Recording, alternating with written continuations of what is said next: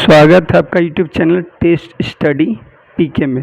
तो मैं फिर से आप लोग के लिए सोशल साइंस सामाजिक विज्ञान का ऑब्जेक्टिव लेकर हाजिर हूँ। तो चलिए लेट ना करते हुए चलिए वीडियो की ओर चलते हैं। तो आज का पहला प्रश्न, हिंद चीन में कोलोन किन्हें कहा जाता है। पूछ रहा है कि हिंद चीन, ठीक है, हिंद चीन में जो कोलोन किसको कहते हैं, यानी किसको हम लोग कोलोन, हिंद चीन किसे किसे बना पता है, लाओस, कंबोडिया, वियतनाम, ये तीन को मिलाते हैं तो हिंद चीन बनता है। किसको किसको, लाओस, कंबोडिया और वियतनाम को मिलाते तो क्या बन जाता है, हिंद चीन बनता है। तो जो हिंद चीन में कोलोन किसको कहते हैं, विद्यार्थी को, सैनिक को, फ्रांसीसी नागरिक को या चीनी नागरिक को। तो बताइए कि हिंद चीन में कोलोन किसे कहते हैं। तो हिंद चीन में कोलोन किसे कहते हैं, फ्रांसीसी नागरिक को। किसे कहते हैं, फ्रांसीसी नागरिक। यानी जो फ्रांस से आके लोग हिंद चीन में रह रहे हैं उनको कोलोन नाम से जाना जाता था। जैसे भारत में अंग्रेज आता था उसको क्या कहते थे, गोरखा कहते थे, ब्रिटिश कहते थे, अंग्रेज कहते थे कि नहीं कि अंग्रेज है, कहते थे ना कि अंग्रेज। वैसे यदि हिंद चीन में कोई फ्रांस के लोग आके रह रहा है तो उसको किस नाम से जानेंगे, कोलोन के नाम से। ठीक है, चलो बाबू चलो आगे बढ़े। इटली के एकीकरण में निम्न में से किसका संबंध नहीं है। बोल रहा है कि इटली का एकीकरण में, किसका एकीकरण में, इटली का एकीकरण में कौन इसमें शामिल व्यक्ति नहीं हुए हैं। तो है बिस्मार्क, मेजनी, काबुर या गेरवल्टी। चलिए जल्दी से बताइए कि इसमें कौन नहीं है, इसमें कौन नहीं है, इटली के एकीकरण में कौन नहीं है। ठीक है, तो इटली के एकीकरण में कौन, बिस्मार्क नहीं थे। इटली के एकीकरण में कौन नहीं थे, बिस्मार्क साहब नहीं थे। इटली के एकीकरण में कौन शामिल नहीं थे, बिस्मार्क साहब शामिल नहीं थे। बाकी मेजनी, काबुर और गेरवल्टी शामिल था इटली के एकीकरण करने में। ठीक है, आगे युद्ध और शांति क्या है, युद्ध और शांति, वार एंड पीस। ठीक है, वार एंड पीस बोलिए या युद्ध और शांति बोलिए। ये पुस्तक किसने लिखी, एक किताब है जिसका नाम है युद्ध और शांति यानी वार एंड पीस। मेरे बाबू ये किताब लिखने वाले सोना बाबू कौन है, बउआ बताओ। प्लेखनोवा, टॉल्स्टॉय, कार्ल मार्क्स या तुर्गनेव। तो बताइए कि कौन लिखने वाले हैं, कौन लिखे हैं युद्ध एंड शांति, तो टॉल्स्टॉय। कौन लिखे बउआ मेरे प्यारे मैंने, अरे बउआ मेरे करेजे के टुकड़े मेरे, कौन लिखे, टॉल्स्टॉय। वार एंड पीस जो किताब है उसको लिखने वाले कौन है, टॉल्स्टॉय। कोई दिक्कत, चलिए आगे। विश्वव्यापी आर्थिक संकट किस वर्ष आरंभ हुआ।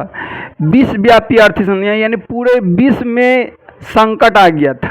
पूरा विश्व में क्या है, जैसे कोरोना पूरा विश्व में संकट आया था वैसे आया था विश्वव्यापी आर्थिक संकट। ठीक है, उसमें अनाज ना सब था लेकिन खरीदने के लिए पैसे नहीं था।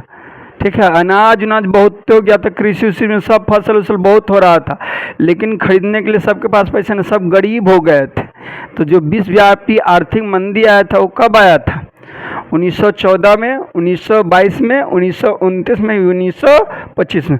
बताओ मेरे छोटू सोना बउआ, इधर देखो छोटू, ए मेरे दिल के टुकड़े, ए मेरे करेजे, चलो बताओ कि 1914 कि 1922 या 1929 या 1925। तो कब होगा, 1929 में। विश्वव्यापी आर्थिक मंदी कब आया, 1929 में। समझ में आ रहा है बउआ, समझ में आ रहा है कि नहीं, समझ में आ रहा है। अखिल भारतीय ट्रेड यूनियन कांग्रेस की स्थापना कब हुई।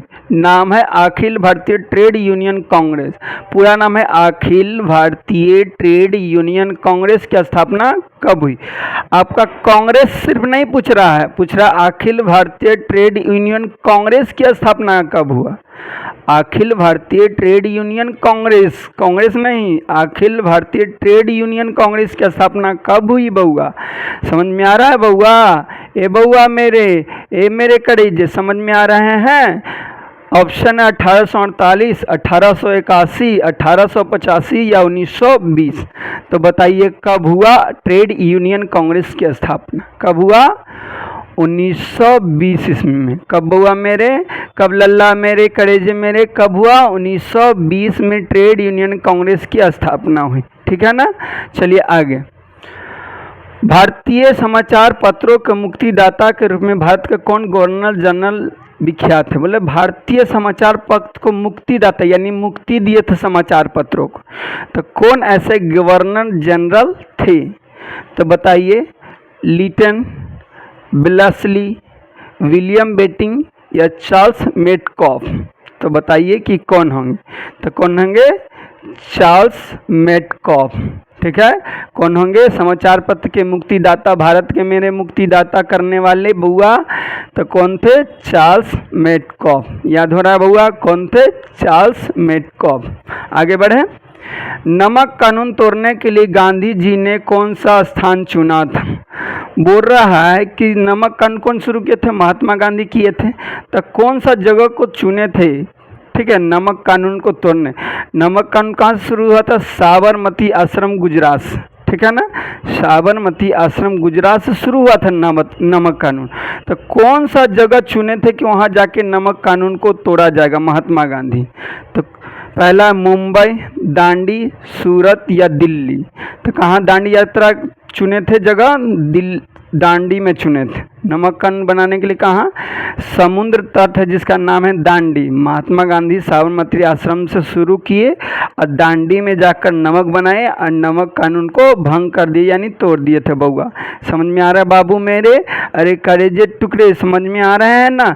अरे नहीं समझ में आएगा तो कमेंट करना जल्दी। अभी साइंस, सोशल साइंस का ऑब्जेक्टिव आ रहा है।